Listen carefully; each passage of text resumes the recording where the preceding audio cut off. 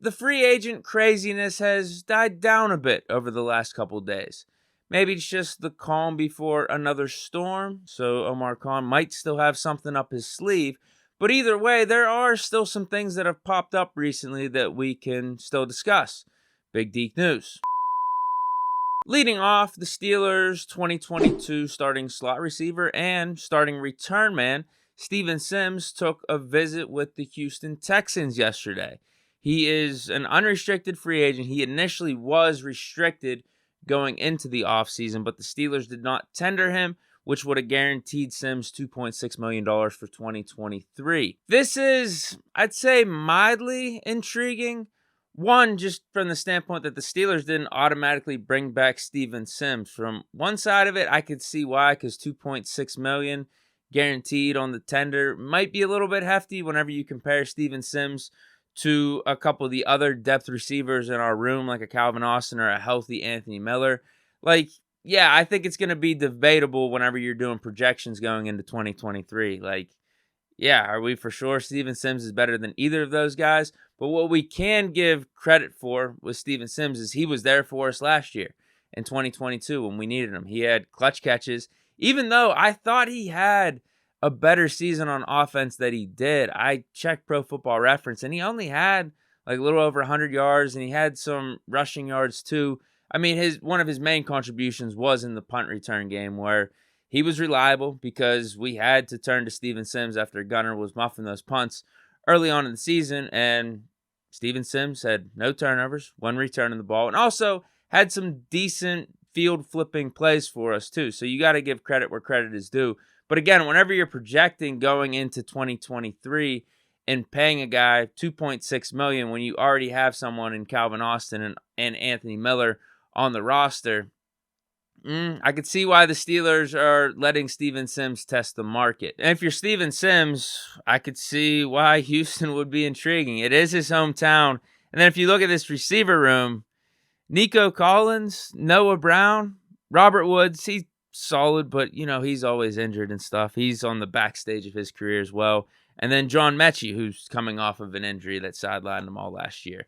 Now, you could look at that room and say, hey, I could probably carve out a role as wide receiver 3. Whereas here, I feel like the guys like a Calvin Austin or an Anthony Miller, and who knows, we're probably going to draft someone in the first 4 rounds too. Like any of those guys, we view on an ascending trajectory. And Steven Sims, probably, it would be a good comparison. I could see us viewing Steven Sims as the Robert Spillane of our receiver room.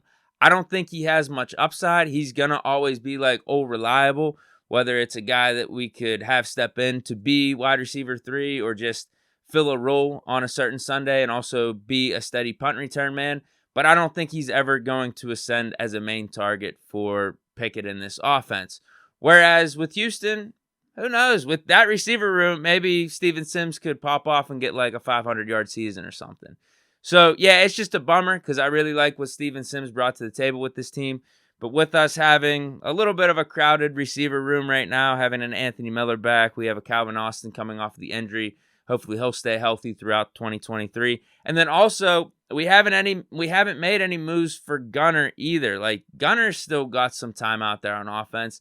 And also, maybe we're thinking, hey, we gave him last year off. We gave Steven Sims the punt return job. But let's try to get Gunner acclimated again and be our main punt returner for 2023. I could see the Steelers doing that. In other news, let's discuss this Steelers offensive line and what to make of it now. What type of shuffling could be happening with the new guys that we brought in, and specifically, what do the Steelers do with Kevin Dotson? So we know we just brought in Isaac Seumalo. He is a top 5 guard in the league right now. He's going to be starting. I would presume left guard. Mason Cole, he was good for us at center last year. I don't know why he wouldn't started us for center this year. James Daniel, right guard. Chooks, right tackle. Dan Moore, left tackle. So where does that leave us with the backups? We don't have a backup left tackle and right tackle right now. Is Kendrick Green technically our backup center? Because J.C. Hassenauer is unrestricted. I didn't even think of that going into this free agency. I thought he was just going to be back. But then we have Nate Herbig as our main backup guard. And then after him is Kevin Dotson. Now, this is interesting because Kevin Dotson literally started 17 games for us last year. He has started in his first 3 seasons with the Steelers 30 out of 39 games. So clearly, it's not a stretch to view Dotson as a starting guard in this league. But as the depth chart sits right now for the Pittsburgh Steelers, and Kevin Dotson is currently employed by the Pittsburgh Steelers, he is 4th on the depth chart. And if he is competing for something, he would just be competing to be the main backup guard. So that has people wondering, what are the Steelers going to do here? What's their plan? On one side of it, I could just see them staying put and saying like, hey, we got a ton of good depth on this O-line, and there's probably truth to the saying that you can never have enough good quality depth, specifically on the offensive line.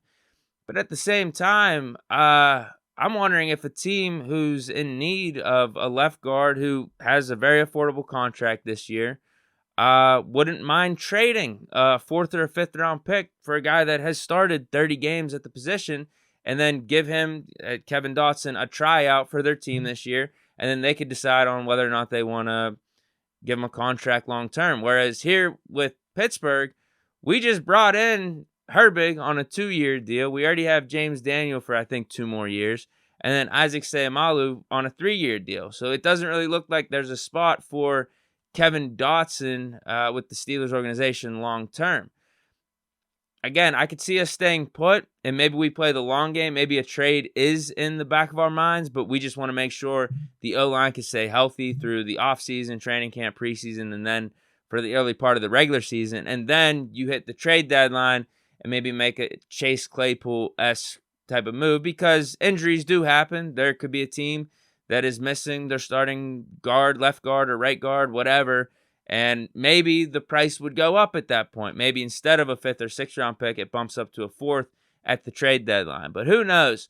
Yeah, it's just going back to the Isaac Seumalo pickup. It's just intriguing what the Steelers are doing on the O-line. I don't think Steelers are in a rush to make a move, but you could see, the path or the map for something like that to happen. But let me know what you guys think down in the comments. Steven Sims visiting with the Texans. Should the Steelers have tendered him for $2.6 million, or should they have given him a more serious look in free agency thus far? And then also with Kevin Dotson in this offensive line, what the hell do you think is going to happen? But that's it for Big Deke News on, what day is it? It's a Tuesday. That's it for Big Deke News on a Tuesday. Stay chilling and peace.